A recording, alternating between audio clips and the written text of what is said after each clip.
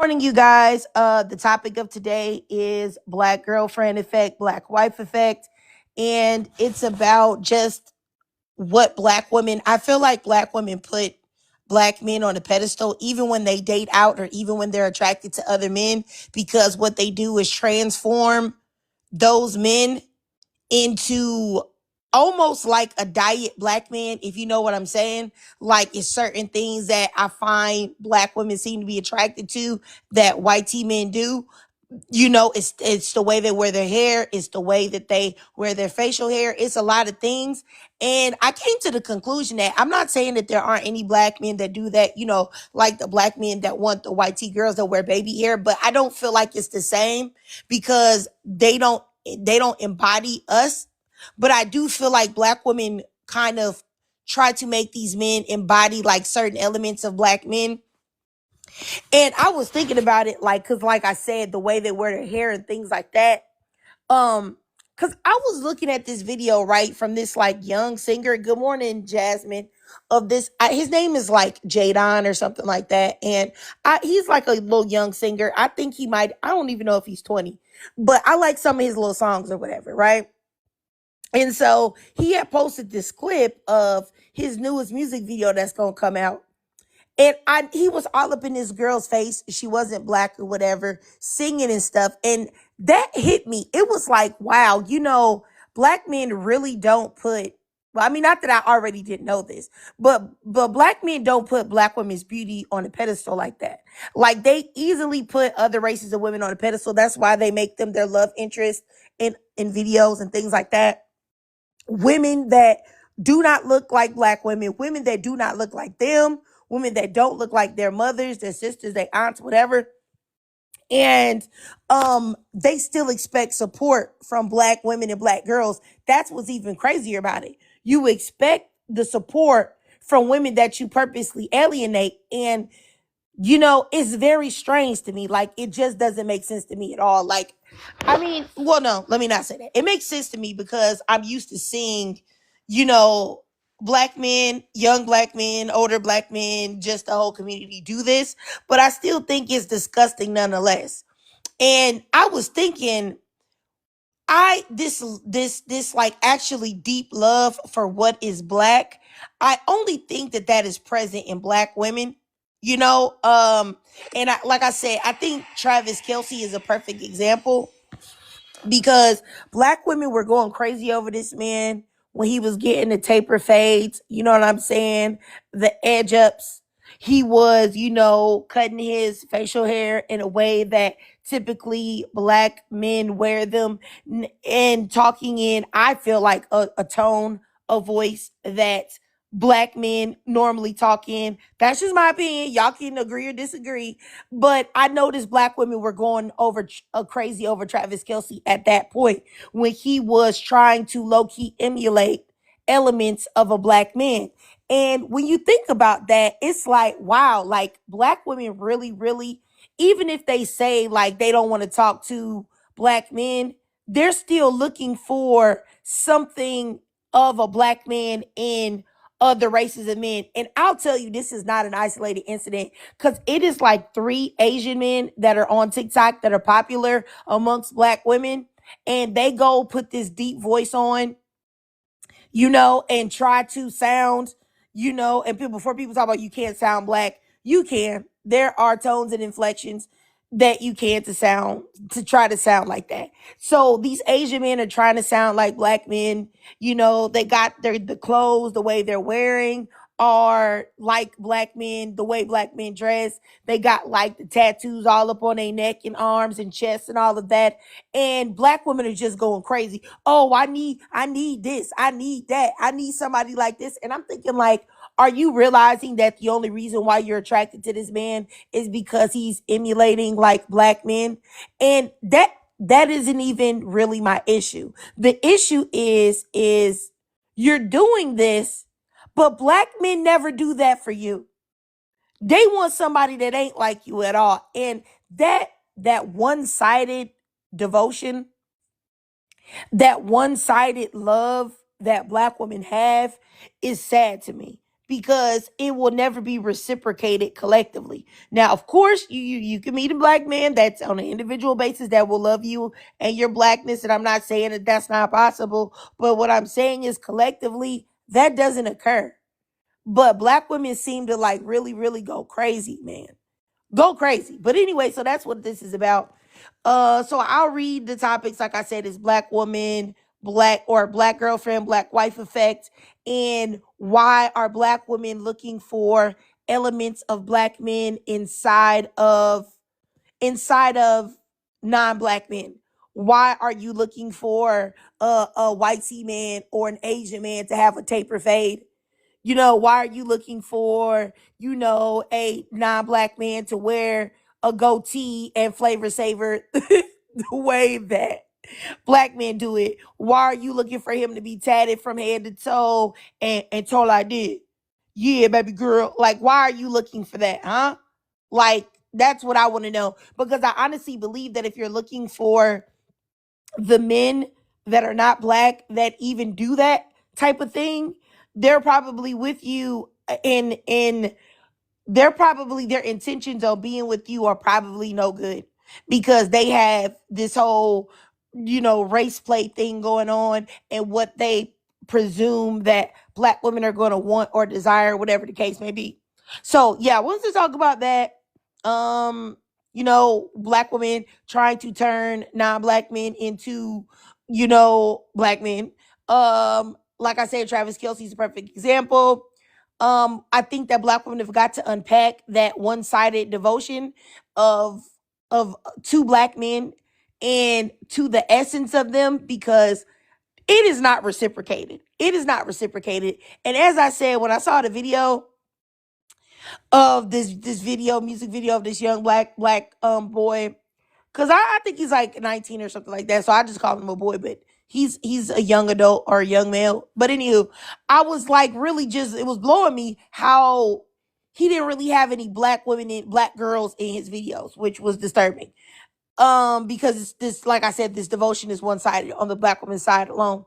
And you're putting black men on a pedestal, whether you are dating out or not, when you are attracted to those type of non-black men.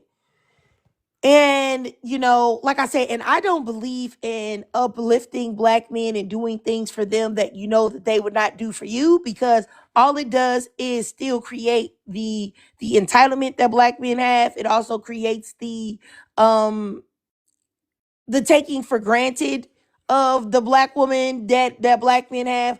All of that, when you continue to put him on the pedestal and he's not doing the same for you. So yeah, so that's what I wanted to talk about today. Oh, and yeah, I forgot to say, and with Travis Kelsey, um, if you notice that once he's with Taylor Swift and he's reverted back to his whiteness and has stopped his cosplay as a black man, now none of the black women are attracted. I saw them post these pictures on the neighborhood talk, and black women were disgusted. Oh, he's not cute. Oh, he looks unseasoned. Oh, look at him. Yuck, yuck, yuck, yuck. Gross. And first of all, I never thought he was attractive, but hey, okay. But now, no really black women think he's attractive. And why is that? It's because he has now gotten into his whiteness. So, yeah. So now he's gotten into that. So that should let you know right there that there's some type of problem, you know, with that situation, So, Gabrielle, I saw you in the request. I was about to get to you, sis. If you want to come up, you can. But if not, you don't have to either. I want to pressure you. But yeah, yeah. So like I said, the comment section was totally different about what people viewed uh Travis Kelsey to be beforehand. Like, be totally different. Black women were disgusted now that he's no longer cosplaying. And like I said, I feel like that's problematic, because if you're gonna date out, I feel like go ahead and date out. You know what I'm saying? Go ahead and do that. There's no reason for you to go and look for someone to cosplay a black man, because if you want that, I think that you should just go ahead and just, date black men exclusively, and date black men exclusively, and look for a black man that meets your standards, because the this is ridiculous. But y'all let me know what y'all think. Oh, no problem, Gabrielle. If you guys could tap the screen, that'll probably help. The glitching or whatnot. But yeah, so today that's what I wanted to talk about. Like I said, the whole idea of black women putting white tea men on a pedestal by encouraging them to cosplay as black men, as opposed to just taking men that are not black and accepting them as how they're coming. You instead are trying to make them into, like I said earlier, like almost like a diet black man, like a diet black man, and I think that, and you know what, this may be petty, but I probably wouldn't even have that big a problem if black men pedestalized black women's beauty and black women's essence the way that we do. But they do not. So there's literally, when you're doing this, you need to think to yourself, like, would these men do it for you? No. Okay, Gabrielle, hey, did you have something to say, sis? And good morning, how are you?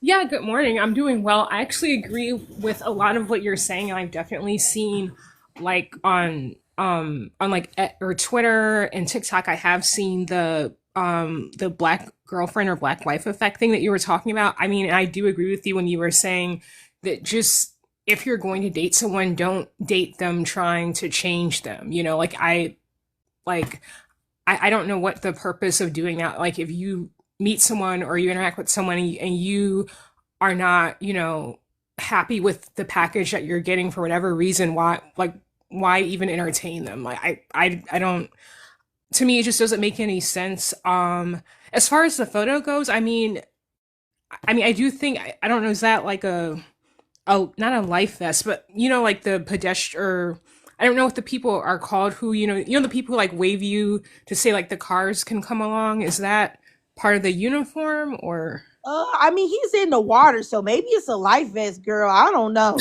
But he looks Oh, terrible.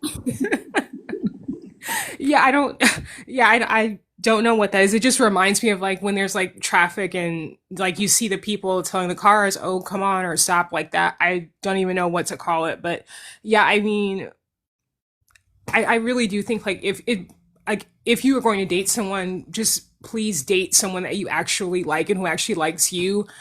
And if you can't find that, then it really is okay to just be single, because I have been single for like 4 or 5 years now. And like in that time, there, definitely been guys who've tried to come up to me and talk, and like I can just look at them and I just know internally it's like an automatic no. Like I can tell within about like 2 to 5 seconds if I'm interested or not. And like in most cases I'm not. And I just, leave them alone, let them do their thing, or lie and tell them I have a boyfriend so they go away. But I mean, I do think that if you are dating someone and trying to turn them into someone or something else, it's just not going to work out. But that's just what I think.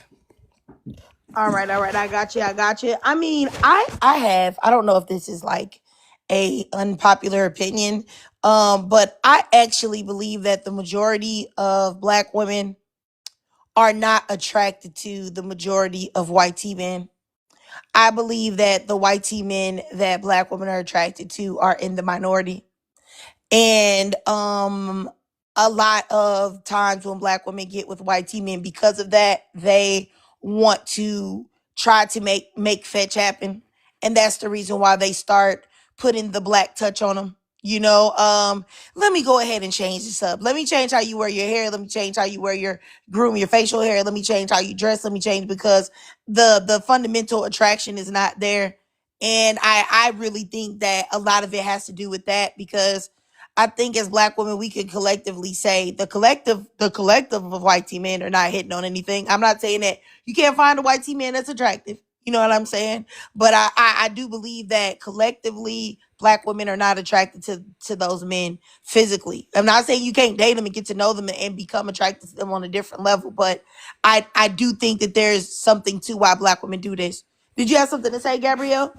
Yeah, I was just going to respond if that's okay, because I did have some thoughts about that. Yeah, no problem. Go ahead, sis. Yeah, for me, it's honestly, to me, the majority of men are not attractive. Like, there are so many of them who don't, have good hygiene, who don't, who change their bed sheets every 6 months, who don't work out, who don't, eat healthy. And then they have, erectile dysfunction by like 30. It's just, there's like, and I know like a few months ago, like I was on one of your lives. I think me, you, and some of the other ladies were talking. We were saying that there's just something about a lot of men where their essence or their being is just genuinely repulsive. And I think there's like a spiritual level to that, but I think also a lot of it is, the lack of health and hygiene and working out. Like there are stories of like guys saying like, oh, I don't, wipe back there after I, do number two because, it's not what masculine or whatever. So I mean, I do agree what you're saying.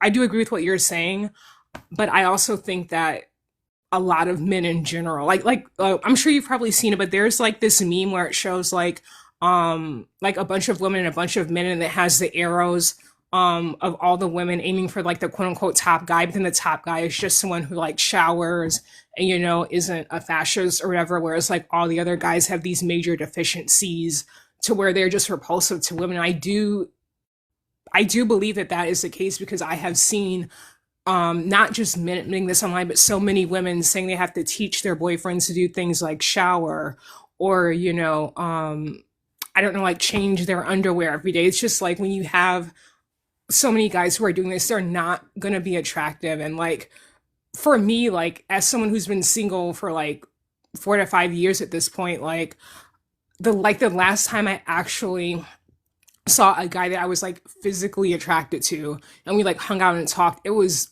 about almost like 2 years ago to the day. Like most men, they really just are not, they're not, like you said, they're not hitting it, and they don't seem to be doing anything to like improve that. Because I think if a lot of them did do things like work out, like act, like take a real shower and clean and do everything, and change their bed sheets more than every 6 months, I think a lot of them could be better, but they don't want to do it. And so that's probably why a lot of them are striking out. But that's just what I think. Yeah, I mean, I definitely agree with you. I think that I got maybe I should have been more clear. I definitely think that it's not like I'm thinking that the collective of black men are all super sexy studs or anything like that either. I I have not seen a man that I thought was attractive in real life in a few years. And in real life that I mean I've saw walking around in years. Um, so I totally get what you're saying, like for sure. Um, but anyway, I don't know what they got going on, but you mentioned a lot of growing things, Gabrielle. And I'm not saying you're not wrong. You're wrong about that because I went into the grocery store and there was a man there and he was working the self checkout lanes and I had a problem with the scanner as I was putting my stuff doing my stuff. And when he came to me, he stank so bad. I'm talking about he stank so bad I almost retched. Like he just reeked of BO and just filth.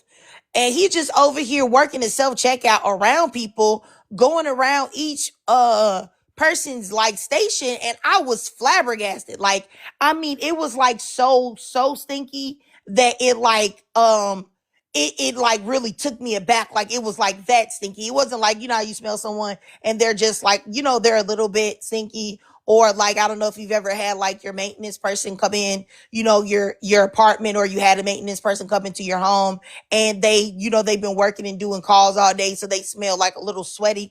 Like no, he just smelled so stinky and disgusting. Like I almost wanted to barf, and I'm just thinking to myself like, wow, like this is insane. And what's crazy is this is not the first time this has happened to me.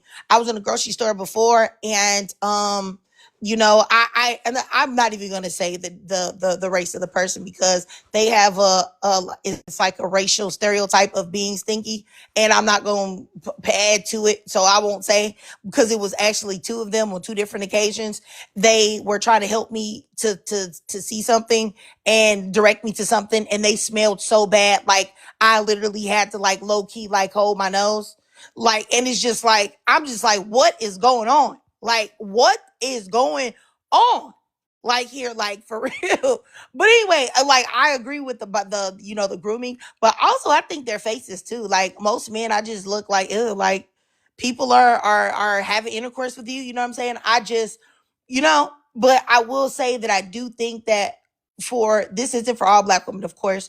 I'm not, and I actually don't think this applies to you, Gabrielle, but I do think that what I've seen though is in a lot of black women that be wanting to date out and stuff, that a man will go up several points in attractiveness if they do, put on a black man's, persona. And I think that's problematic, and and like I said, it could be petty, but I think it's problematic. One of the major reasons is because black men don't do it to us. When they are casting women and they're around women, they want them to be so far from who we are, and they don't want their hair to be our texture. They don't want none of that, and that to me is like that means that we gotta start doing better. The homegirl Jerry, you said people come to your desk, front desk thinking every day. Yeah, yeah, it's crazy. And like I'm like a nerd or whatever, and I like to game and stuff. So there's this like big comic book gaming shop that's got everything nerd in it in my area. And when, I go in there, or my husband and I, we go in there, it be like all of these like dudes that be in there that be like stinky and gross and look like that they definitely don't be washing up on a regular basis. And let's say you at home and you bed rotting and you didn't wash up. Like, okay, I don't even know if I would judge you for that because you're in the comfort of your own home. But if you know that you're gonna go out and be around people, I don't know why at that time you wouldn't go wash up instead of just being like, I'm gonna go from the bed to outside. Like, you're gonna be around people. You want people to, you know what I'm saying? Like be disgusted by you or what? Because I think one of my worst fears is walking past someone and like the air breeze that you breeze past people. I don't want my breeze past wind to stink to you. You know what I'm saying? I want to walk past you or breeze past you. You be like, ooh, she was stinky. She was stinky. Like that's actually one of my worst fears, like because that, like, have you ever, you're on your cycle and like you're like extremely like sensitive to like, oh, I wonder, am I okay? Does anyone know I'm on my period? Do I smell a certain type of way? Like I never mind, let me not expose to y'all my deepest fears, but that's like one of my deepest fears, and I really feel like there's so many people that don't care about that because they be walking past me, and it's not just men either, which is, never mind, y'all. Let me not go down this rabbit hole of this, but I'm just saying, sometimes it don't even be. And let me say this: the last time I truly smelled two stinky women, it was also this demographic that I'm not going to say because they have a reputation for being smelly, and I don't want to add to the stereotype because I don't want to do that. But yeah, I don't know what's going on. I actually had to look up if there was a reason for it after it happened because I wanted to know, like, is this like, maybe this is cultural and maybe I'm just not culturally aware of what's going on. Anyway, yeah, so I don't know, you guys. I'm hoping I can get some more people in here too to talk about this topic because I know I've seen it, and I know anybody that's being honest that you've seen it too. Um I can think of, and you know what? I think this is a real crazy, but I think that Mr. Beast is a perfect example. Also, Mr. Beast. Now, I can't think of anyone that would think that Mr. Beast is really attractive, other than his pockets. Okay, but I know that I saw like some type of like, it was like a video of someone like putting this stuff on Mr. Beast, right? So they had like changed Mr. Beast like facial hair to like a goatee, and they had given him like a taper fade, and they had like these clothes on him, and all of these black women were like, oh yeah, yeah, I can see it now, Mr. Beast is looking sexy. And I'm like, that's exactly what I'm talking about. Y'all just changed Mr. Beast into a diet black man. That's what y'all like, and y'all gotta admit the truth. And I don't know, it was just crazy because I was like, I know for a fact I ain't never heard a black woman say that they thought that Mr. Beast was attractive. At least maybe I don't hang around. I never heard it. I never even heard it online either until they started doing that other stuff, and I was just like, that's ridiculous. Anyway, let me go down here to Jen Rowe. Hey Jen, you have something to say? Hey, good morning to you and Trick. It's been a while. Yeah, And good yeah. morning to Good everybody morning. here. I just wanted to come up here to agree with everything you and Gabrielle has said so far. And I just wanted to defend myself for a bit because for some reason I feel obligated to. Because as someone who exclusively dates non-black men, I couldn't help as well but notice the patterns with the black women, white tea men, black women effect on how they just turn into diluted black men. Now I can't unsee it. So thanks a lot, Trigger. I'm sorry. I'm sorry. Now I can't unsee it because I do see what you're talking about with the fades and etc. All I saw before was they dress nicer now because that's how black women are. They know how to look nice, so you're not going to look awful in my presence right next to me while you're dating me. But now, oh my god. But anyways, I just wanted to say that as someone who exclusively dates non-black men, I'm just a firm believer as come as you are. I'm not trying to change you or anything like that. So there are black women who to this day just still wants black men, even though they claim they date other men exclusively. That's the only factor that I can think of with them changing them into diluted black men. That's all I can think of. But what's your 2 cents on that? That they still only just want black men? I think that a lot of women that do this, they subconsciously do want black men, but they may feel like black men are not the right fit because black men do be out here wilding and acting a fool. So they might feel like I know I'm going to try to open my options and to experience a different type of man, but I know aesthetically, what I would prefer. And that's what's sad to me is that it's just like of course it's not every black woman, but I think that black women have like this deep yearning for black men, and it's not reciprocated collectively. And that's what's so sad for me is that no matter what I see, no matter what black men say publicly as a collective about black women, black women I still feel it's more black women than don't have this deep seated yearning for black men, and it's not reciprocated. And I wish that there was something that could be done about that, but I don't think so because I think it goes deep. Because if you're dating out and you're still trying to turn these men into diet blacks, that's weird. Weird, weird, weird, weird. No, I absolutely agree. Just like this morning, right now, there's a trending video going around about I think you've seen it, about this black man on a dating show, the Pop the Balloon show, and it was nothing but white tea women in the room. Have you seen that one yet? Yeah, I saw the clip of it where he was talking about black women are loud. Is that the? Yes. Yeah. And then he couldn't even last 1 second without putting black women in his mouth, and there weren't even black women in the room. And I'm just saying, sir, go back to the black women if you want them so badly, if you're talking about them this much. That's why already half of those white tea women already popped their balloons. He was saying, what traits are you looking for in these particular women? Well, black women. Okay, you're out.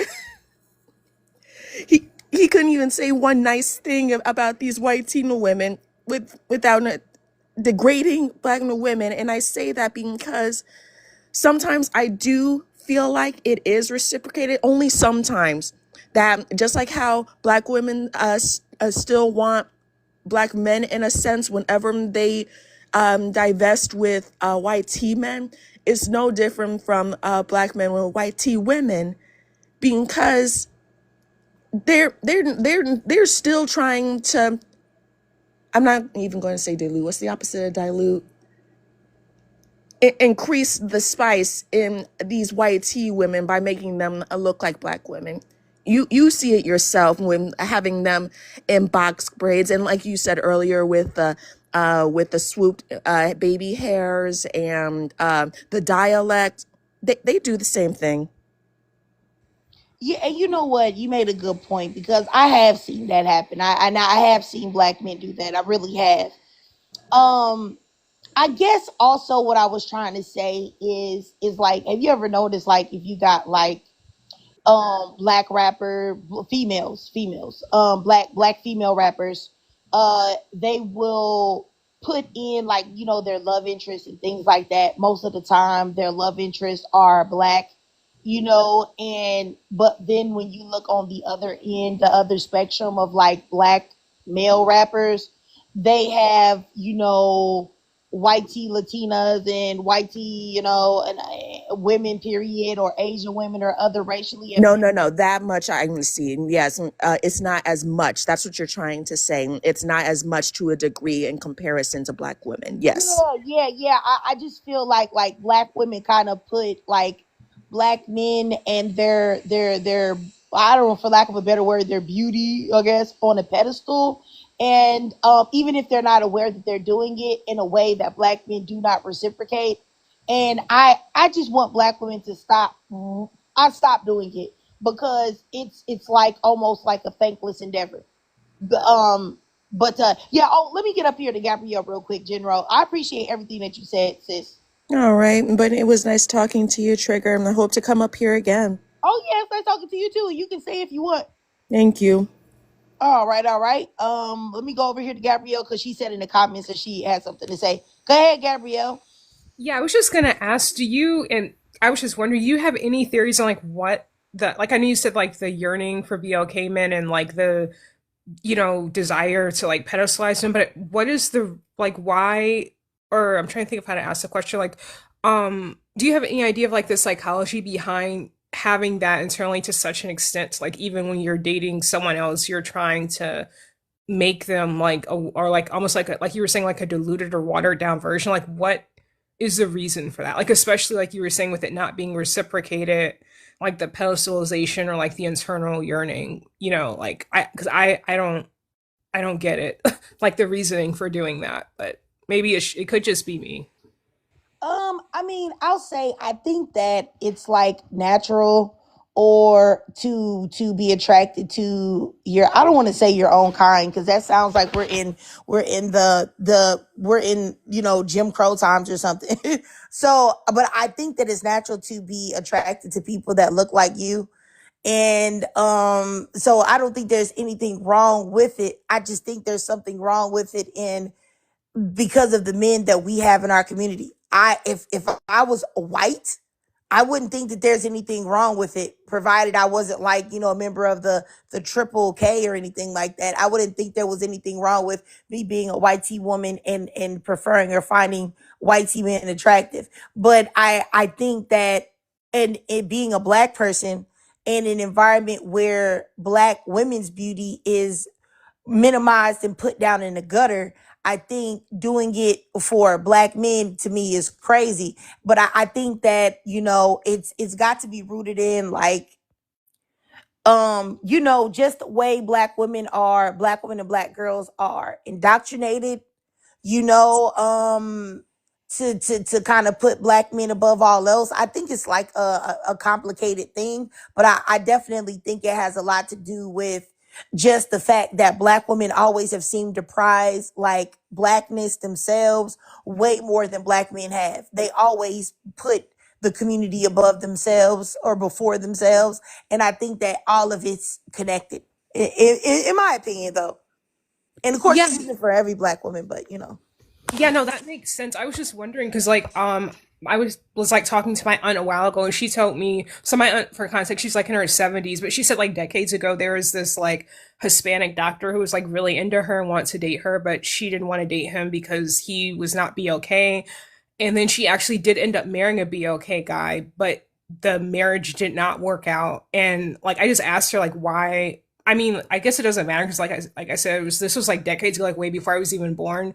Because she's in her 70s, but I asked her like what would have been wrong with like just like dating the doctor, and like even when I was asking her, like she was telling me like she's like I don't know. She just said it wasn't something that she was comfortable with doing, and like I never understood that because like you know I mean, like I just didn't get that. And then like even when she married like the BLK guy, she said like even when she was going down the altar, like she said she just had a feeling that it wasn't the right thing to do, but she decided to go with it anyway, and it didn't work out. So yeah, that was why I asked the question because I just like when I was listening to you talk earlier, it reminded me of that, and so that was why I was wondering if you had any thoughts about it. But I definitely hear what you're saying though.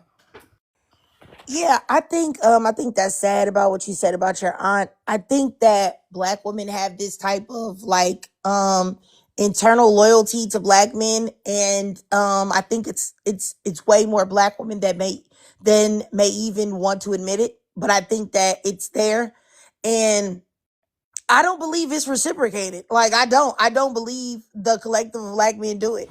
I'm not saying that there aren't any black men that are really, loyal and things like that to black women, but I don't believe that it's a lot. And I do believe it's far more black women that work from that ideology of not wanting to, because you ask a black man in a minute, like I notice like sometimes when they'll have like black male celebrities or even like black men that just be on TikTok saying their things, and you'll ask them like so what type of women do you like? And they'll be like all women of all colors. I don't have no preference and things like that. And then you'll hear black women like, oh no, he's got to be a black man. I love my black men. And it's just like, wow, like are you seeing that this what you're doing is not reciprocated? I feel like black women publicly should never say things like that. Even if you do prefer black men, even if you do like them more, I don't believe you should say it publicly about any of them because it's not reciprocated. And I think it's embarrassing for us to constantly be doing that and it's not returned. Yeah, I definitely agree. And I've also seen the flip side of that. So my aunt has this friend who, like I said, my aunt's in her 70s. Like her friends are definitely all older, but her friend is, I guess, has been seeing this guy who is like YT for like 20 years, and she told me that like when her friend met this guy literally told her that he would never want to get married again. I guess he'd been married before. And then my aunt told me about like how her friend was like, I guess she had this guy on like some of her financial accounts and stuff like that, and was buying him gifts. I asked her, okay, well, does he have her on any of of his financial stuff? And she said no. So I really do think just like the pedestalization of males in general is so dangerous because yeah, I mean, like her friend now has been like sick and going through a bunch of stuff, and like that guy who she's been seeing for 20 years, like I mean, he hasn't been there a lot. And so when she told me that her friend had this guy on her financial accounts, like I don't remember like the specific account, but basically he was like a beneficiary of something, and that just blew me away. So I know it's kind of unrelated from the prompt, but it just reminded me of that, just like hearing you talking about like the pedestalization and all that. That's crazy. I would never in my life have any type of finances connected to somebody I wasn't married to. Like that's wild. And I feel like as a woman, like you should always, well, this is, I don't, I, people will could say this is toxic, but I just know that my grandmother and my mother told me that as a woman, like you should always have a secret account just in case something goes awry, something in case, you know what I'm saying? Like that you just put like a little bit of stuff, money away for a rainy day, just in case something goes on, just in case he does something or you find out something you didn't expect. You should always have like a secret stash, but that he doesn't know about it all. But I would say that the whole idea of you sitting there and you sitting there and you letting put somebody on a bank account and he not your husband, that is that's just stupid. Respectfully, like I just no, no, no. That doesn't I think that is just not smart. Because if a man seeks to control you, then he'll make sure his first thing would be to make sure that he has control over the money, because you can't go anywhere if you don't have any money. You can't get you a new place. You can't disappear. You can't go here or there. You can't do any of that if you don't have any cash. So that's the first way to control is to get your hands on the money. But yeah, so you said you guys said y'all agree, your aunt told you the same thing. Yeah, see, that's what I'm saying. I definitely feel like no, oh, that's it. I didn't mean to do that. Hold on. I just accidentally hit sorry, I accidentally sent somebody a request to join by mistake. But Mine yeah, just taught me not to merge our accounts at all. yeah. And I not even to do like what's it called joint accounts and stuff like that. I mean, I don't have joint accounts, but I have access to my husband's accounts or whatever. So that's where I go in and pay the bills and all of that stuff. But I never thought about like, oh my goodness, I'm not gonna have a joint account or anything. But I do believe in the thing about you should have like your little account, little side stash. I think that's just um I don't know. I just think that's just something you have to do as a woman. Just my opinion. But like I said, it could be that because my grandmother didn't play about telling me that, neither did my mother. Like so. Yeah, I definitely agree with having like your own account with your own money. I would say like I definitely would not do a joint account with a guy unless I was married to him, but even then I would definitely keep my own like current checking accounts and stuff like that, and then just like we could have a joint account for like I don't know, like shared expenses. But I mean, I've seen some people online say like, "Oh, when you get married, you need to put all of your money together."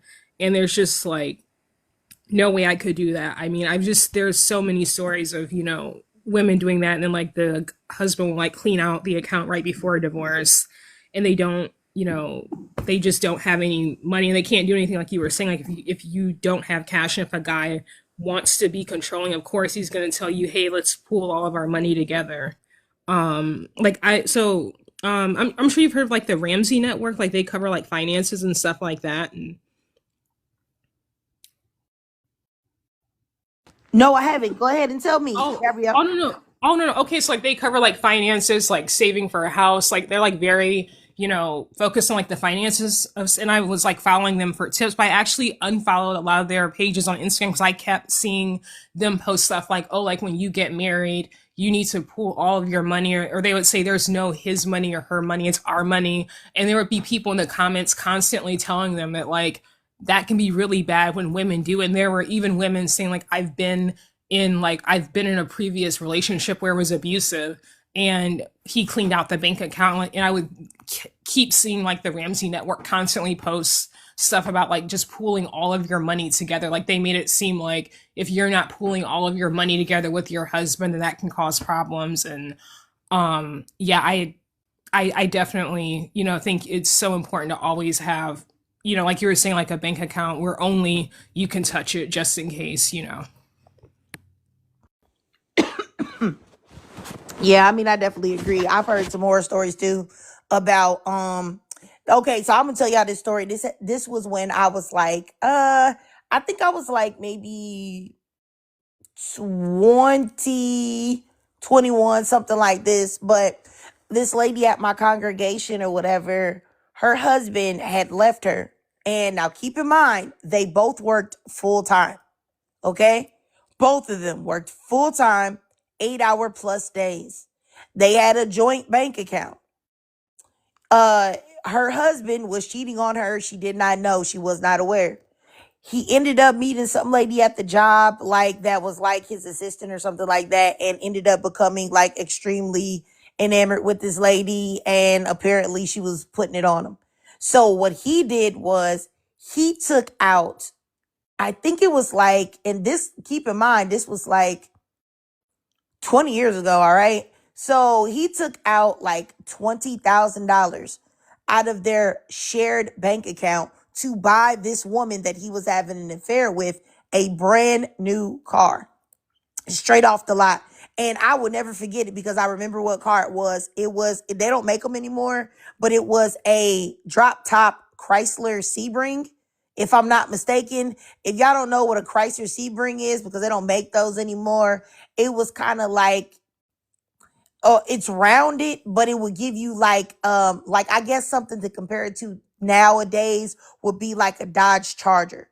I think that would be kind of something, if like the new age thing of it would be like a Dodge Charger, but it had no like it was a drop top though. It was a convertible. So he bought her, yes, a drop top Chrysler Sebring.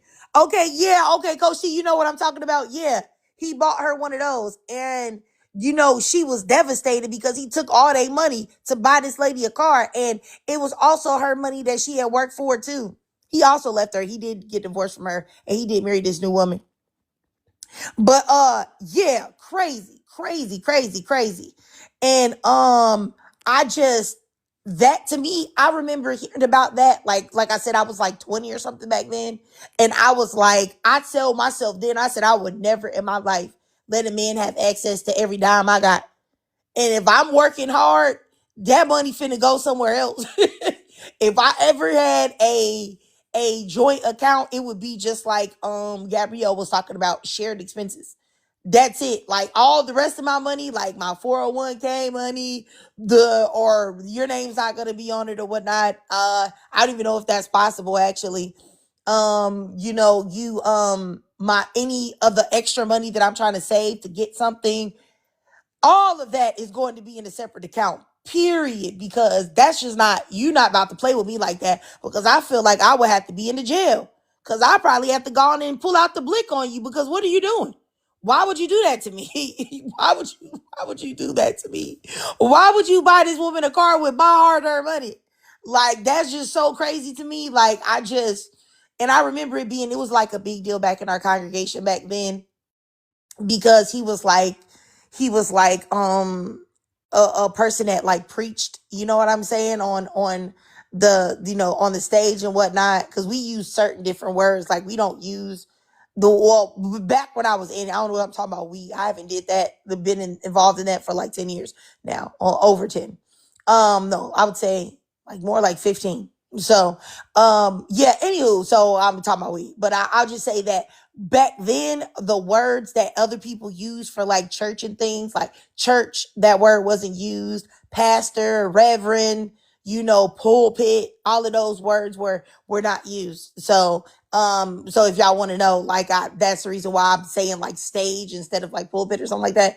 But he was someone that went up there and preached, and it was like a huge deal that he did that, because he was like supposed to be looked at as like perfect, or he would never do anything like that. So it was just crazy that he did that and went off the deep end. And then you know how like women that cheat with somebody else's husband and then want to terrorize the wife, I feel like you are a horrible human being. You're a horrible woman. You've already stole the lady's man. What else do you want to do to her? You stolen her man. Her man is gone. He doesn't want to be with her anymore. He wants to be with you. You've taken the money that they've earned. You've got a vehicle. Why are you tormenting the wife? She's never done anything to you. She doesn't know who you are. I don't know why you're tormenting this poor lady, but the lady was tormenting her and, calling her phone and calling her names and, telling her, how she has her man and all of this stuff.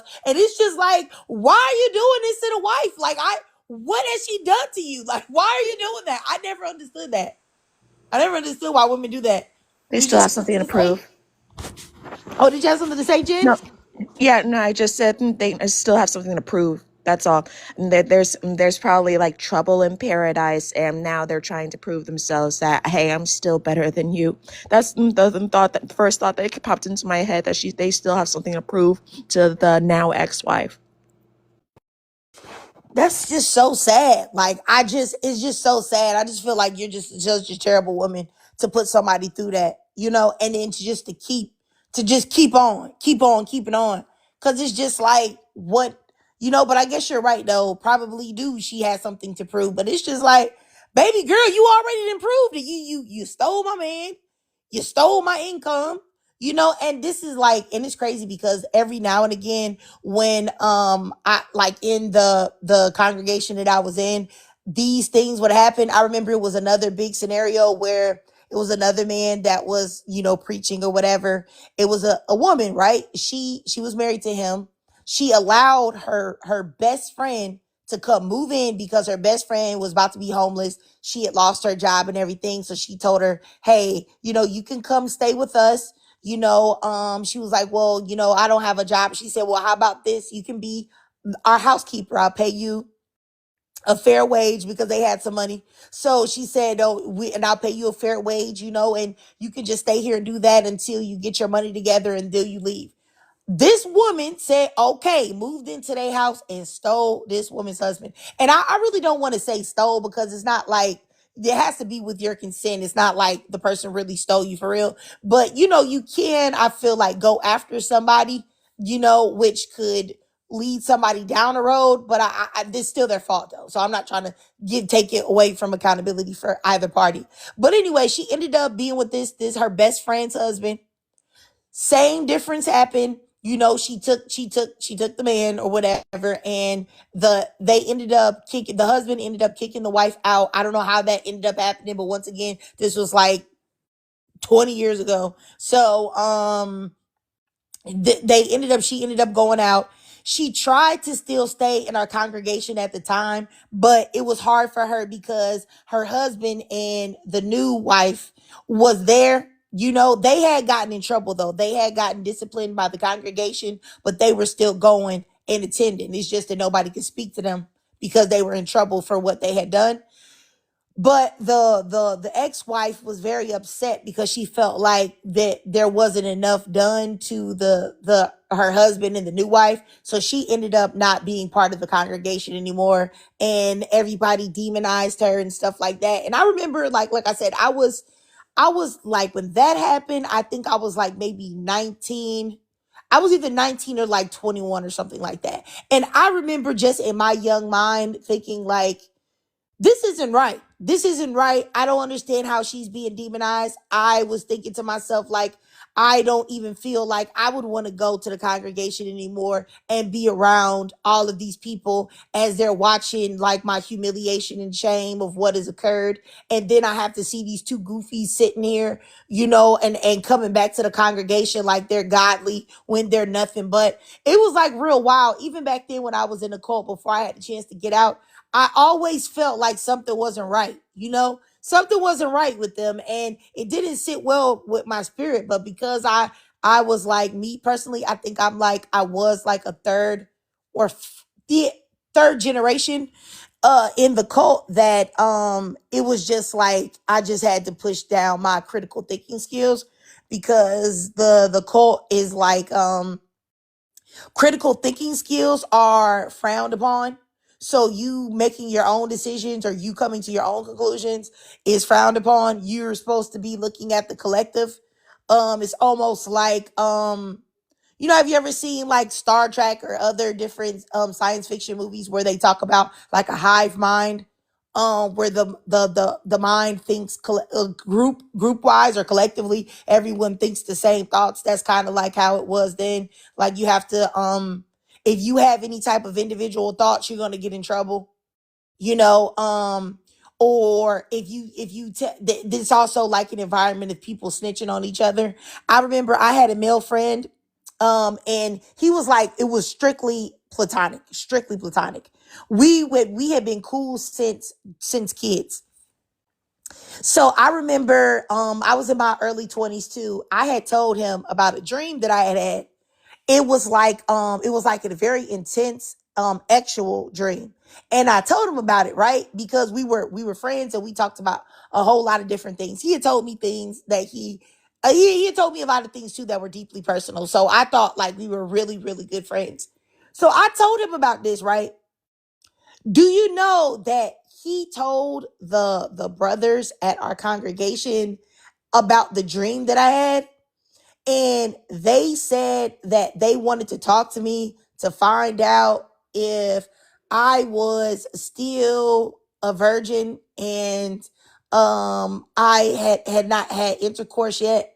So, and they wanted me to do this like a meeting over the phone with them. And I felt deeply humiliated by the whole situation because I told them that it was just a dream, and because it was a cult, like deeply personal things like this, you were encouraged to share to the men in the congregation. And if you didn't share them in the congregation, you were looked at as like a rebel, or not even rebel, excuse me. I think rebel is making it sound less. I say rebellious. You were looked at as rebellious and headstrong, and that you were against God, because they would tell you if you don't listen to them, like they're like they're God's working hand.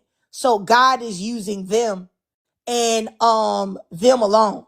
And so if you tell them no, you're telling God no. So and you don't want to tell God no, right? So you have to tell them yes.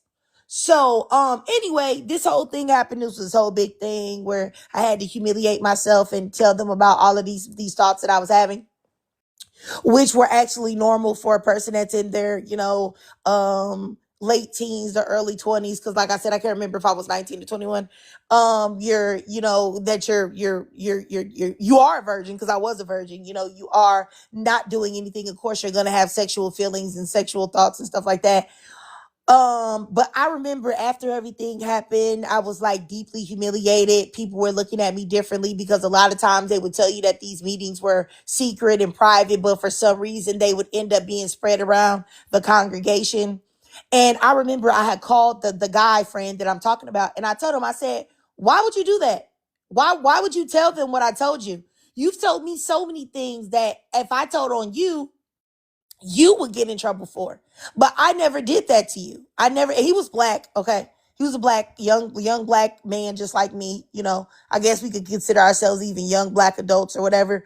But he was black, and I told him, I said, how could you do this? How could you do that to me? I would have never betrayed your trust like that. And you told me a lot of things that you could get in trouble for, and I never told. And he was just like, well, you're not me. And basically, I told because I didn't know if your dream was real or not. And I was flabbergasted by that. Like, flabbergasted. I told him that, I said, I will never be your friend again. I just want you to know that. I will never speak to you again. I will never talk to you again. Don't ever attempt to talk to me. Don't ever attempt to call me. Like, our friendship is done from this moment moving forward. And he had this like sound like he was, I guess, fake sad or whatever. And he was like, okay. I never talked to him again, y'all. I used to see him places, and I would just act like he was not there. I never spoke to him again after that. Like, I really don't play like that. I value like trust a lot. Like, if I trust you and we supposed to be friends and you betray me, there's just no coming back. I don't believe in second chances. Like, especially with something like that, because that's something you didn't even have to do. And I don't give second chances to men at all. Like, you would, if you have a penis, you will never get a second chance with me. I'm sorry, you just will not. But anyway, yeah, it was just like, yeah, it was really bad. It was real bad. It was a real big thing. Like, it was huge. It was so humiliating, y'all. I can't, even the way I'm telling you the story, it doesn't even compare to the humiliation that I felt. If you can only imagine being like really young and really inexperienced and having to tell your sexual thoughts to a group of men alone, no women around, just men. Like, wowzers. Yeah. And what's even sad or about this situation is that's not the only time I had to do that. But anyway, yeah. So, I don't even know what made me tell y'all that. But anyway, all I'm saying is that, I don't even know how I went down this road, y'all. So sorry. Do y'all all have anything to say? Because I don't even remember. I don't even know. I can't relate. All I can do is listen. I'm sorry. Oh no, it's okay. I was just thinking, like, how did I even get down this road of even saying that? I don't even know. Oh, Gabrielle, you have something to say? Yeah, no, I was just gonna say, I was just listening. I was just blown away. But I was just gonna say, it seems like, and again, this isn't me generalizing religion, because I fully believe everyone's entitled to their religion, but it seems like the church itself attracts predatory men. I'm not saying only in the church. I'm just saying, like, from what you were saying, like other experiences I've heard from like men in the church. I mean, what I guess my question would be like, what is it about the church? Because I was like even earlier today I was scrolling through TikTok and I watched like this watched this live where this woman was talking about like and I mentioned it on one of your lives previously, but there was this pastor who was like gone viral on CNN saying women shouldn't vote, and I watched a woman who was like reporting on him, and she said that same pastor actually covered up a PDF file.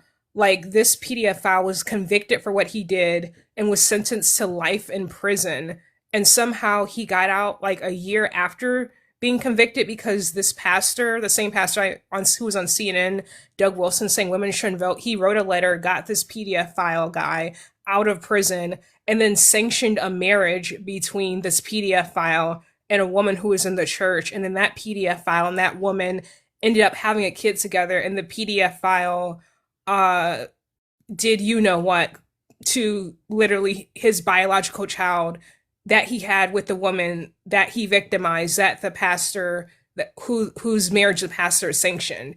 And so what, I guess with all of that in mind, combined with what you were saying, like what is it about the church that draws in so many of these men who are genuinely predatory, not, safe people, I guess would be my question.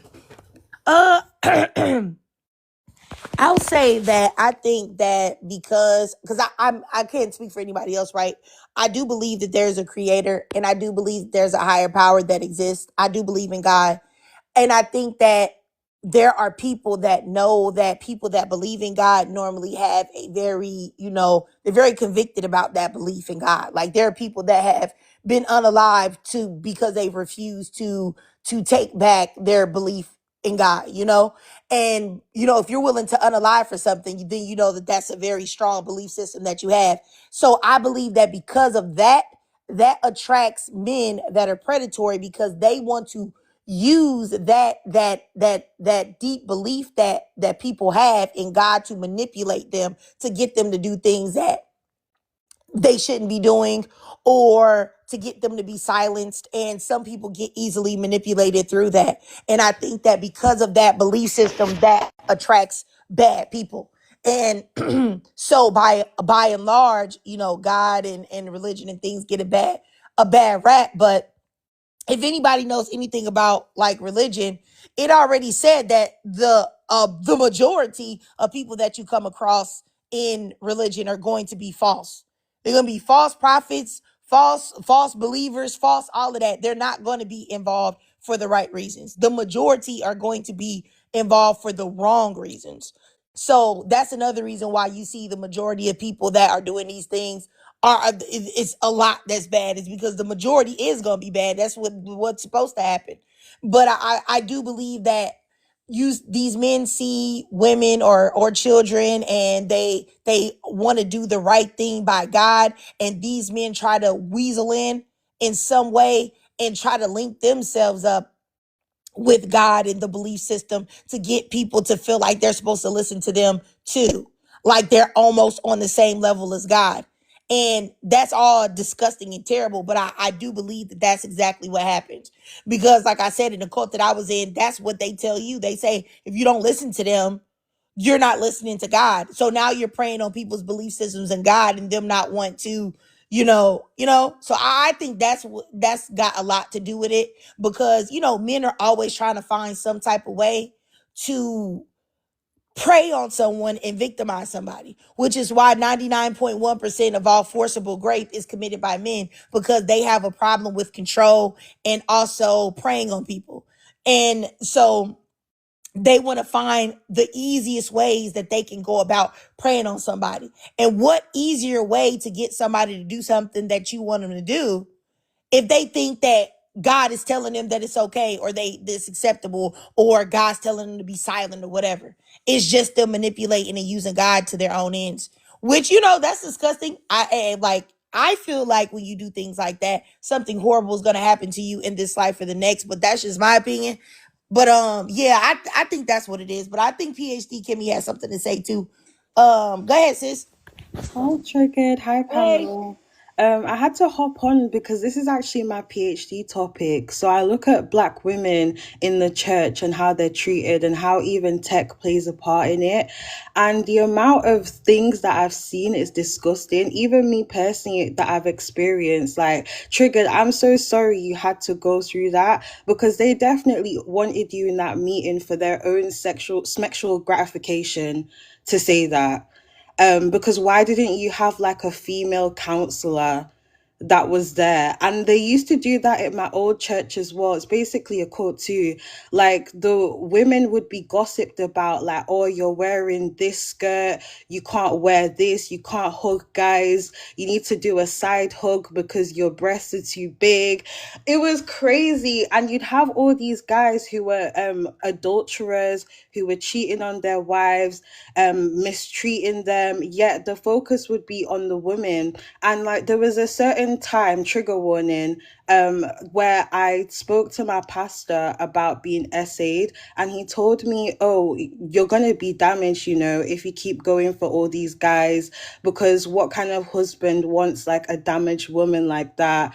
Like when you go and date all these guys and it doesn't work out, you're gonna have trust issues with men and you're not gonna be able to find a husband. And I'm just like, bro, I just broke down how this situation made me want to unlive myself. And you're talking to me about a husband. I don't care about a husband right now. Like, I just literally want a safe space.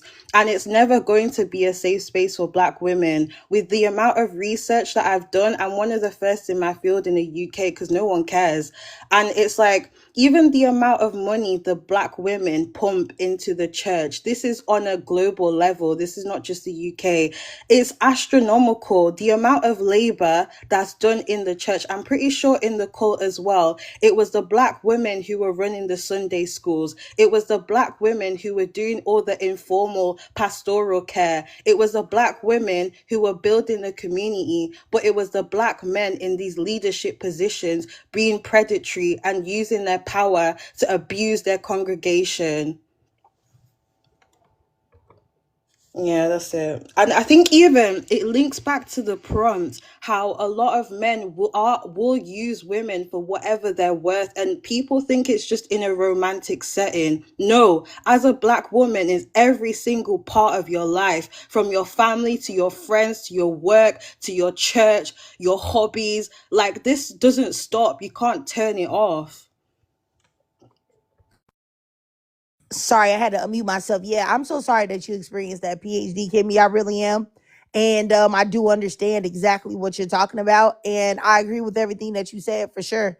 Uh Gabrielle, you had something to say? Yeah. I just want to like piggyback off what PhD Kimmy was saying because I 100% agree with that. I do think a lot of men will use women, and I really agree with what she was saying about it's not always in a romantic sense. Like I remember, like as a little girl, when I was like growing up, like at some point, I remember my dad telling me that like when I was an adult, I would be giving him 25% of money I made from whatever job I was working. Like obviously, when you're a kid, you don't understand how crazy that is. Like that as an adult, I realized how insane that was. But I mean, I really do think it is.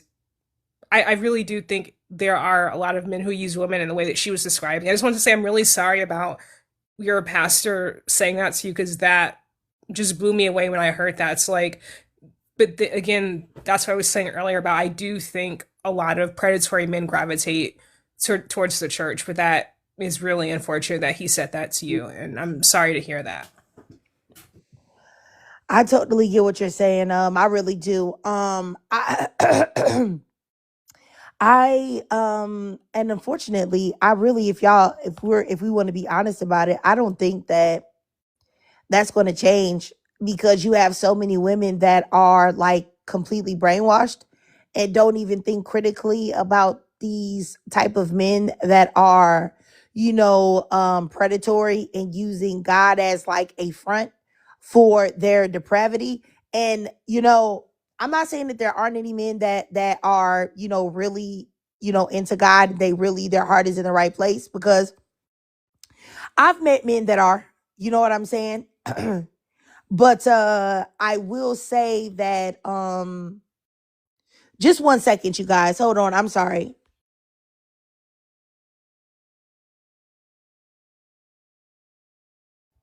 In the meantime, I want to say thank you, Gabby, for that as well. That's why I'm doing what I'm doing in my PhD, because I was like, I need to be part of the solution.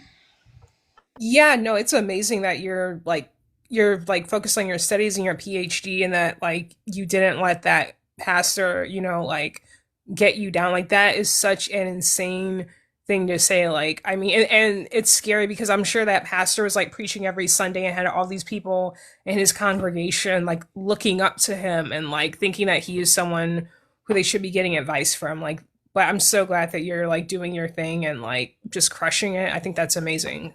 Thank you. You too, with the financial abuse is not talked about in the black community, especially with black women, but we go through it in all stages of life, not just relationships.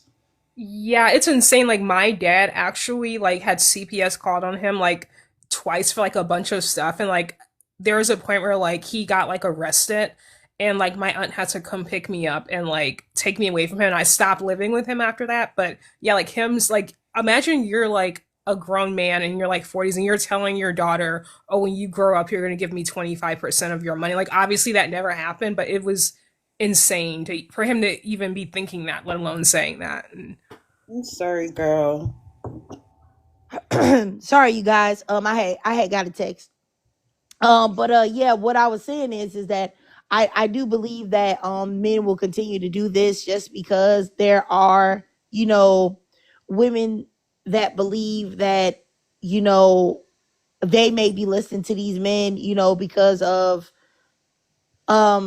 because they're connected to God, even though they're not. They mislead women to make them believe that. And then you have some women that are just lost. And like I said, it's not that I don't believe that there are some men that believe in God that are really, their heart is in the right place. But I do believe that those men are in the minority. But my thoughts could be colored by the lens of being involved in a cult, but I don't think so, because I've talked to a lot of women from different churches and things of that nature that were not in things that would be considered to be a cult, and the same things going on. Like I even saw this one guy, he's like, I guess in like a mega church, but he does it like somewhere and he also does it online, where he says like, he acts like he basically calls himself Jesus Christ, and they call him Jesus Christ too, and they call him God and stuff, and they use his last name, all the women, and act like they're married to him. And yes, it is blasphemy, but for some reason it's blasphemy according to Christianity, yes. And they just still do it. They give him all of their money. I seen it. He's been doing this for years now. I remember I first saw him on Facebook because he went viral because of all the women that were calling him, they were like using his last name and calling him like Jesus and stuff like that. They were sending him all of their money. I don't know if y'all seen this man. He's black.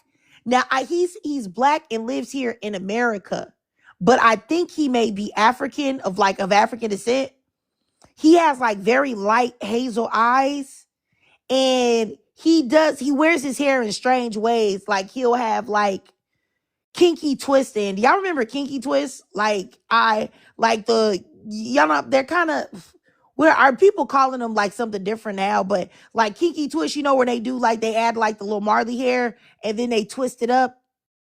Like anyway, that's what he wears in his hair. Like, and they're clearly extensions, okay? It's not like he's doing like a two-strand twist or whatever. But because it's clearly extension hair. And which I know that's crazy, right, for a man, right? I know. But he has a big church, and he's been having a big church for a long time, and women be going crazy. And apparently he's had intercourse with several of the women there. So I mean, a lot of these men cannot function either without the acceptance of women, and women be accepting it too, which is weird. So I don't know. I don't know, but it's a lot of men that do this, that prey on women. I think, like I said, more often than not. You have something to say, Jen? Yeah, all roads lead down to sociopathy and men's desire to control. Just like those news articles nowadays you hear with saying that there are more men leaning towards conservatism and joining a church drastically more in comparison to women.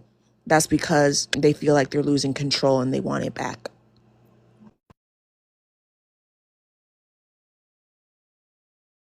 I've seen those studies that you're talking about. Like even before I jumped on this live, I saw like a CNBC report saying that men with college degrees are struggling to find jobs, but women with similar education levels are like, doing better. So Yeah, and they're not even looking for, some of them aren't even looking for jobs anymore because they're just like, what's the point? I can't even get a woman. yeah, and so they're going to conservatism, whereas like studies show that most young women are like going in the opposite direction. Whereas if you look at the political and social climate, I mean, it's very obvious why that divergence is happening. I think that I don't know, have you guys seen, I saw like it was like a white tea Christian nationalist, and he was talking about how like giving birth is not anything special, like women are not anything special. And he was saying like how they were saying all this stuff about like women submitting to men and doing what men say and all of that. And then I think, if I'm not mistaken, one of the members in Trump's cabinet like had reposted something of that pastor. I really think that a lot of the what's going on right now is they're trying to prep like Americans and to be on that type of time for like almost like a handsmaid tale type of situation. I think that's what they're hoping that they can get going. And I think how stupid people are, they may be over to pull it off. But Gabrielle, you had something to say? Yeah, no, that's exactly what I was talking about earlier. Yeah, that pastor is Doug Wilson. Yeah, he was saying women shouldn't vote. I mean, I was watching a TikTok because I follow a lot of feminists. I was watching a TikTok of a feminist who was covering him, and she said that his beliefs, the what we saw in CNN, is just like a fraction of it. Like he's written stuff, I guess, supposedly in favor of slavery. Saying that there was like or less animosity between the races during slavery. I mean, um, and apparently, like he and like his allies are like trying to like I'm sorry, I'm like getting so upset like talking about it, but like he and his allies are basically trying to build churches all over the country that have that rhetoric. And so yeah, the defense secretary tweeted it or retweeted it, and yeah, that's exactly what I was talking about. Like, and I do think that they are trying to push the country in the direction that you were talking about, because I mean you have that, and you have like the American Eagle ad, which was very obviously like a dog whistle for eugenics. I mean, it does seem like the country is like going in that direction. And I mean, like I have actually been spending more and more time out of the country because I just see the way that it's going. A lot of people were criticizing CNN and saying, why would you platform a guy who, has, written pro-slavery stuff and, has said that women shouldn't vote. And the fact that this guy, has the ear of somebody who, is part of the current administration. I mean, I know everyone can't leave the US, but I would just say, just on this live, just my thoughts, like if you can put together an exit plan to like be in the United States less, I think that's a good idea, because I do think the country is really, not on a good trajectory, to say the least. Do you guys want to know my thoughts? I think this is just my opinion. Y'all, so this isn't fact or anything. It's just my opinion, my thoughts. I believe that Trump is the last president that we'll ever have. I believe that we are moving into a, what is it, fascist, I don't know, totalitarian, I don't know, society, but I don't believe that there'll be another one. I really do believe that Trump is the last. And I believe that, yes, dictatorship, all of that, that's what I believe. That's the reason why he's starting to militarize the troops out there and lay down the groundwork of what he wants to like fortify it. I think that's the reason why he's trying to, they're going to bust up the encampments, because if you had an encampment, in my opinion, you could have other people hide in, people that were planning to overthrow whatever he got going on. That's just my thoughts. Like, I think that Trump is the last president that we'll ever have, like where people have chosen. Just my opinion. I really do feel like that's where, because every empire has to fall. And I really do feel like It's America's turn. Like, look at what's going on. But that's just my opinion, y'all. I mean, I just my thoughts. I mean, I hope that doesn't happen, but I feel like it will. I hope you're wrong, Trigger, because as old as he is, and it's only a matter of time, that's all I'm going to say about that to that extent.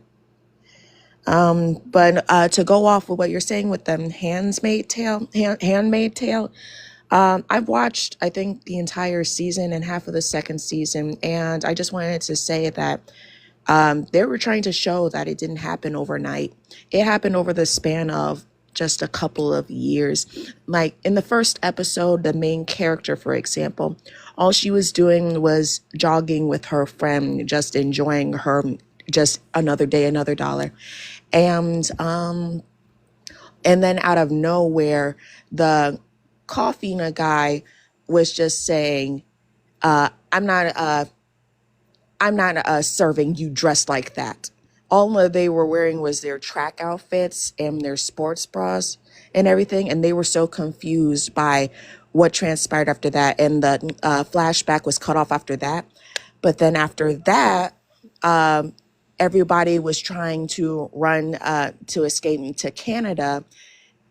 And there was this whole commotion going on at the airport. Nobody knew what was going on. Everything was just quiet. That's the best I can say, quiet.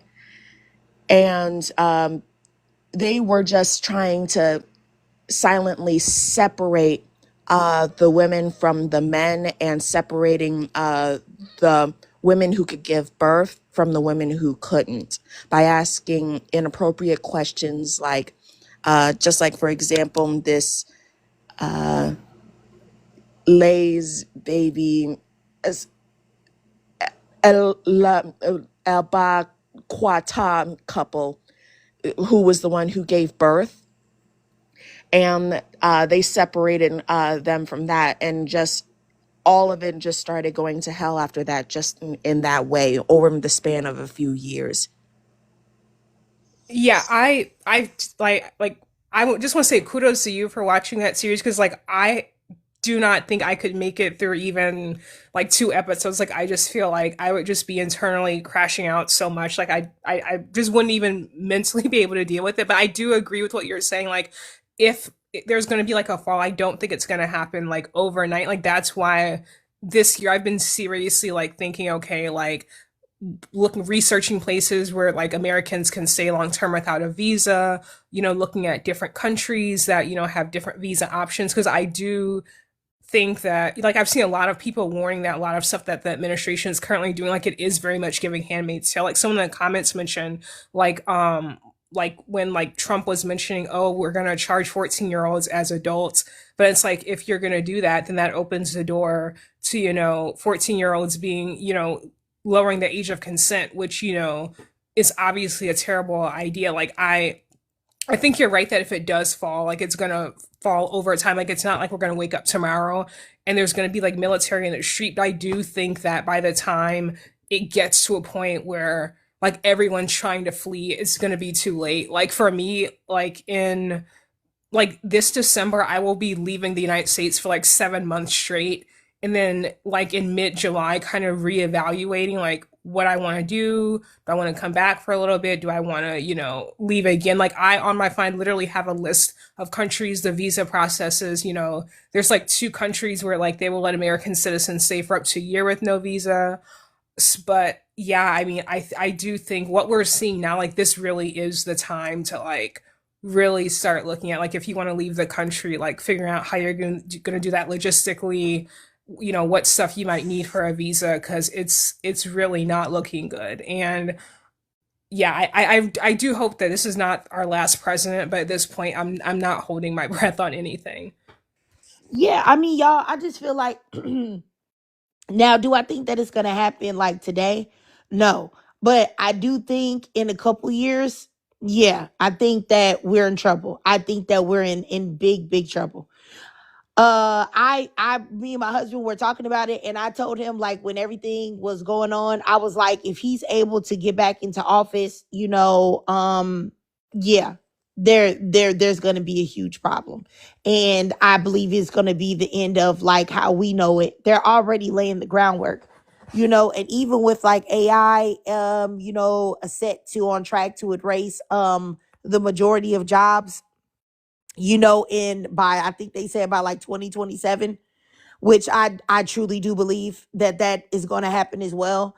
I think that if anybody's smart, they will get into more into trades, things that where they have to have a human being do it. If not, I believe you're going to really be in a bad position. Um, but yeah, I mean, I definitely think something's going on. Something in the milk ain't clean. Something ain't right. Something's going on, and I feel like it's even a different vibe, But we'll see. We'll see. We'll see. Let me go down here to supervillain, and I think that Gabrielle, right? If you can go, you can. But I know that that's not feasible for everybody, which is why I didn't even say it. But I definitely agree with Gabrielle, though. Supervillain, did you have anything to say? Yes, good morning, Craig, panel, those in the comments. I just came up real quick because this is such a great topic of discussion.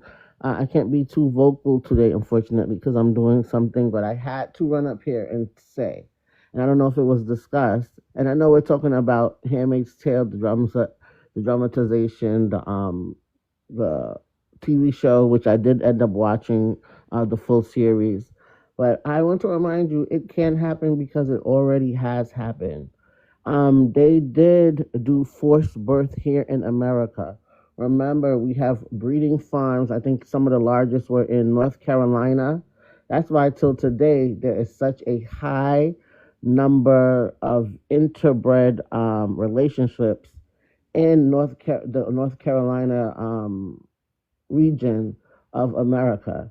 So it's definitely not a matter of if, because it has happened. Forced birth has happened. I know a lot of people don't acknowledge it because the people that were affected were our enslaved ancestors, but it's something that is definitely not just a possibility, it definitely has happened. Now, the when, where, and how at this point, of course, because at that time, again, our ancestors were enslaved, is going to look different. But just please don't ever think that it's not a possibility because it definitely has happened here on the lands of America. So I just want to bring up that small piece of history. Thanks so much, Trey. No problem. No problem, supervillain. That's a good point that you made. Uh, I mean, I don't know, y'all. I don't know. It's like, even if you notice the shift in like the way like women are thinking about men, how women are unplugging from feeling like that they're unfulfilled if they don't have a man or something like that. Oh, go ahead, PhD Kimmy. Go ahead, sis. Oh, sorry. Oh, I was just really agree with supervillain. And even have you seen the case where there was a BLK woman who was pregnant in hospital and she'd passed away, and they kept her alive to like deliver this baby that is basically half alive, and it's against like every single HIPAA law, but they broke it, and this is the first time, and it's a black woman. They're basically using her body as an incubator, and it links back to like white supremacists like doctors from the Nazi era who wanted to experiment on women like that, and they're actually doing that now. This is a scary time in history. Yeah, I saw that. I don't remember her name, but I know that she was in Georgia and her family did not agree with keeping her on life support, but the state basically said no, she's gonna stay there. And they charged her family with the bill for that, which is like in the millions. And as someone on the comments mentioned, yeah, it wasn't even a delivery. They had to physically, open her stomach with her not being alive in order to get the baby out. I mean, I did see that. I saw a lot of people, referring it to Handmaid's Tale, which I mean, this is why I was saying what I was saying earlier. Like, I really hope that this is not our last president, but I do think that like by 2027, like there's no telling what the country's going to look like. I mean, there's already talk about, like 14-year-olds being, tried as adults, lowering the age of consent. You've got all these like weird people like Elon Musk like complaining about the birth rates. Like, I mean, it to me just does not seem to be going in a good direction. This is why I will be leaving on, December 9th, for like 7 months, and I already have like a list of other places lined up to go after that. But I'm just like, so like I've been out of the country most of this year, but like when I come back into the United States, like the energy just feels different. Like I don't know how to explain it. Like ever since November 2024, like I remember when it was announced, like it just felt like this is not what it should be. Like she should have won. And it just felt like everything after November 5th just feels like it's like the beginning of a dystopian era where like you're watching a TV show and they show that flashback episode of like where everything started to go wrong. Yeah, the energy is different as soon as the plane lands. Like so earlier this year I went to Mexico for like 2 months, and as soon as I left the US and like flew to Mexico for my connection, just literally landing in another country, like the air felt different. Like I don't know what it is. Like I think there's a lot of spiritual stuff that what's happening here in this country, but yeah, it's really not good. Like I think we are in like early dystopia, and like I don't, like, part of me thinks that like 95% of me thinks like this country is just cooked, and like part of me is like hoping that at some point we can turn it around before it gets to be too late. But I don't, I think that's more wishful thinking. Like I think it's way more likely that the country just goes, off a cliff entirely. But I did hear that story about the lady in Georgia, PhD Kimmy. Yeah, just to toggle off of that, Gabrielle, I do believe, hopefully, I still have a little slither of hope that it's not going to turn into a dictatorship, mainly because, just like in The Handmaid's Tale, it was out of desperation because of pollution and lack of because of infertility. But that versus in reality, it's not because of pollution or anything necessarily. I'm just trying to say that it's because of women's choices not to have children. Not that they couldn't, it's because that they don't want to. That's why I'm kind of holding on to that hope, because that's the reason why it happened in the first place on that show. It was out of desperation because they couldn't have children. Yeah, no, I definitely hear what you're saying. It's just that like you have the people like Doug Wilson who, like I mean, it's not like he was, like on Fox News. Like it's like CNN, which is supposed to be like, a mainstream news platform. And it's like they were having a guy on there, saying women shouldn't vote. So it's like you have that, and then you combine that with like this like male grievance culture where like guys are, complaining about the workforce and saying, oh, women are taking our jobs. And then you've got the quote unquote male loneliness epidemic, and then you've got like the manosphere influences. And it's like when you put all that together, I mean, I don't know. I mean, there's probably so much stuff that's happening behind the scenes that like the public does not know about, but just like looking at it, like, I don't know, like I just get like extremely bad vibes about it. But I really do hope you're right. I do hope that we don't slide off into a dictatorship entirely. But I feel like we are getting to the point where like if there's not, some kind of drastic change, like I don't know, I don't see. I'll put it this way, I think the time we have to really turn things around from going down the road of a dictatorship, like I feel like the window is closing, unfortunately. But I hope you're right, because for obvious reasons.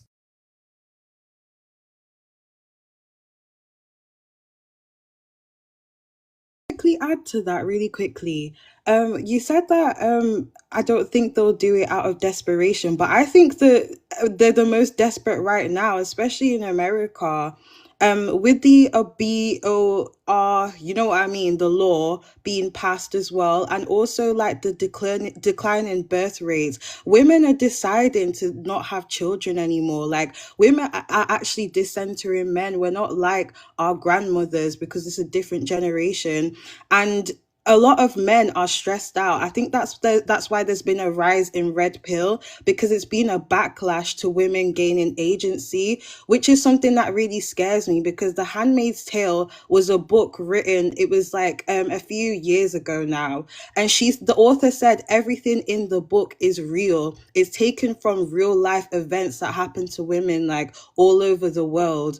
And even in the cult I was in, women were basically just breeders. I'm pretty sure that Triggered can like say this as well. But in these cults, there's a lot of intermarriage where like the cult leaders try and suggest like the cult members to get together so they can have basically cult babies. And you'll have generations of people that are just born into the same cult. So they use like our reproductive health as a weapon against us.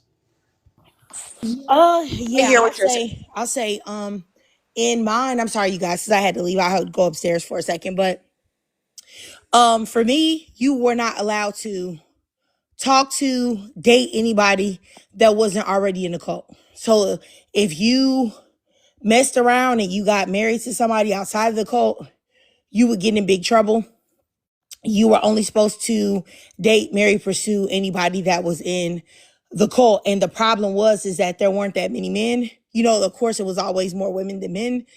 And because of that, it made women, you know, be going at each other to vie for the attention of these men. And a lot of time these men were, you know, not the best looking. So there were men that were able to get women that they never ever would have been able to get if these women hadn't been forced to choose inside the cult. But yeah, Jen, you had something to say? Yeah, I was just about to say that, yeah, they are desperate in reality in the two. I just mean to that degree where it was because that we couldn't have children on that show. In reality, that we weren't desperate because we couldn't have children is because women don't want to these days. And in my thought, I'm probably looking through rose-colored lenses. I will admit that, but I'm just thinking, like, you can take away all of these laws all you want. That's not going to keep me from being abstinent. You know what I mean? It's not going to keep me from being abstinent. It's just going to make me stay away from you even more. And you're already unattractive to me as is. So what makes you think changing these laws, banning abortions is going to make me sleep with you? You know what I mean? It's just going to make me stay away from you even more, that much harder. Yeah, I saw on a TikTok there were some women saying that like if the government really goes all out and starts just like taking all of these rights away from women, then there's nothing to really stop women from like unaliving males anymore. Because it's like if you literally back people into a corner where they literally have nothing to lose, like can't vote, can't work, can't have bank accounts, it's like why would you not? You at that point you just might as well just like completely crash out. You know what I mean? So Pencils down, yeah. yeah, it's like I mean, I like I said, I really, really hope it doesn't get there, but I think where we are in the timeline now, like we can't just say, "Oh, that would never happen here." But like, yeah, I definitely hear what you're saying. Like them repeal, rolling back, like all these laws, and just trying to like force women into having babies with males. Like, it's not gonna be this like utopia that they think it is with like this booming birth rate. Like yeah, it's not going to work out so well. But so yeah, I 100% agree with you. May I interject real quick? I'm sorry, y'all. I'm Yeah, at yeah, work. go ahead, Supervillain. I'm going in and out. So I just want to say this because my love of women, I am no expert. I just do reading on my own. I just want to say we are no better than the women in Iran. In Iran, they felt the same way. And I remember the women in Iran, they had some of the most women physicists because of their high education of women in Iran. And look how Iran looks today. I'm sure plenty of women were saying the same thing as Jen. I'm not even trying to be funny, but I'm not sure if it was a slow walk or overnight thing. There's a lot of contention with the reading that I'm doing, but there's the women in Iraq said the same thing. Remember, belly dancing, all that seductive stuff. Um, that was Mesopotamia. That stuff was from the Middle East, and look at it now. And I know this is just a sidebar, Trig, but a lot of it has to do with religion because of the exception of or the introduction of Islam. But in Handmaid's Tale, they also used religion as a way to introduce this to the people. So it's not about that the women were so weak that they just let things happen. It was culture, it was society, it was also indoctrination of religion. And again, that's why I said this has happened. Just like the creator of the story said. She took from different things that happened all over. A lot of this stuff that were put in place were reasons why a lot of places ended up doing like the 4B movement or big strikes with having uh, community with men. I just want to throw that out there because I always feel a little, I always get the ick when I hear women say that. I definitely understand what you mean, but we are no better than these other women. They just received their indoctrination or whatever their takeover before ours. If you get a chance, I would highly, highly recommend you, even if you don't do any reading, go on YouTube. Iran before Islam. You wouldn't believe that it is the same place 50, 70, 100 years ago. You won't believe it. So I just had to run up here and say that. Thank you, Trey. Okay. No problem, no problem. Yeah, you guys. This conversation took a turn, than I thought, but I think that it's a conversation that's worth having, worth all of us discussing. I didn't hear some of the stuff that y'all said in between because I had to go upstairs and talk to the kiddos, but and then so I didn't hear everything, but I'll just say, yeah, I mean, from what I did hear, yeah, I am, slightly concerned, but I have I could probably maybe a different belief system than some people because I do believe that all of this stuff is supposed to happen. So I not that I want it to happen, but I do believe it's progression in what's gonna happen in the world. So if you don't learn from what is it, you don't learn from your previous mistakes or or history or whatever, you're bound to repeat it. So clearly, yeah, I believe we're in the last days. I fine. PhD Kimmy just said it. That's what I believe. I know everybody don't believe that, but so I'm not trying to push my beliefs on nobody else, but that's what I believe. And I believe that that's where we at right now. And I know people been saying that for years and years and years. I know your grandma, if she would probably told you that, your mama, but I actually believe that now it's really, we're really in it. But anyway, but even if you don't believe that, let's just say you don't believe that, we could take that ideology out if that's not what you believe. I believe that your history always repeats itself just the same way, trends always come back. You had the people that like my dad's age that was wearing bell bottoms and whatnot and all of that, and now how you got men wearing bell bottoms now. Even back in the day, I think it was like I want to say it was the guys from like the 70s or whatever, outside of my generation, you know what I'm saying, because I was like an 80s baby. But I would say like the men that wore like the little stomach tops, like stomach, bearing tops, how that wasn't really considered to be like G or anything like that or feminine. But as the years progressed, it got to be to where men showing their stomach, like in like, how they used to wear like the half football jersey things, they would be cut and like a cropped or whatever. And yeah, they got like, you have to look those up, Gabrielle. They used to, back in the day, I think it was like in the 70s, maybe early 80s, the men were wearing cropped football jerseys. Now, as you gotten older, of course, in my generation, that would have been looked at as G. Like, you know what I'm saying? They'd be like, oh, look at them fruity dudes with the crop, jerseys on. But now I just saw, what is it? The rapper Lil Baby with a cropped shirt on, a cropped kind of like jersey on with his stomach out. So everything goes back in cycles. And if you don't believe in the religious aspect, you can believe in the fact that the way men treated women and the way men tried to dominate women and get it off, it's always going to come back and men are going to try it again. And I think that a lot of reasons why this could easily come back is because women don't act in the nature that men do. If women was crazy and wild and got out of pocket and put people in the dirt and acted so predatory and nuts like men do, if like I read this story about this woman that she was back in the 1920s, it was like a small community. The women were getting upset with the men, so they started poisoning them with arsenic, and they had killed they had unalived like hundreds of men there because of what was going on, because the men were getting on their nerves, so they was cooking and started slow poisoning them. If women did things like that in places like Iraq and Iran and all of that, and other places where women, are, forced, then men wouldn't do what they do. But because of that, women don't do things like that. Women don't behave like that. Women have a different sense of whatever. So that enables them to be taken advantage of by men, in my opinion. So it's always going to come around that men are going to try it again, because what happens when men do these things? Like all the stuff they're doing right now, women come around and they talk about it, but they don't do anything about it. And I'm not trying to say that women should, be militarized or go do something crazy. I don't think that they should. I don't have the answers. You know what I'm saying? I don't know. All I'm saying is that I just feel like um we haven't discouraged men enough for them not to try it again. Is all I'm trying to say.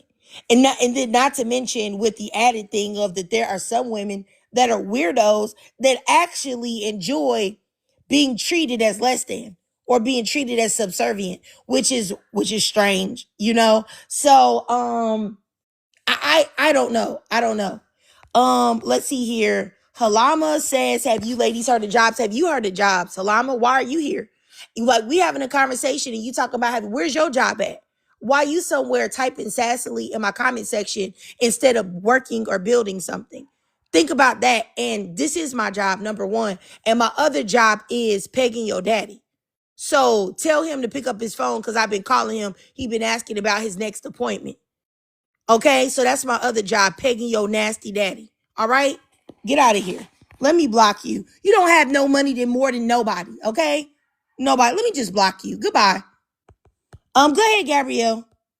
Yeah, I think it's okay. So I had 2 points. I'll actually address the second one first. I think it's so funny that he came in here talking about jobs because there are, like I said earlier, there's just a CNBC piece saying that women with, who have bachelor's degrees are getting way more jobs than, males who have the same education level.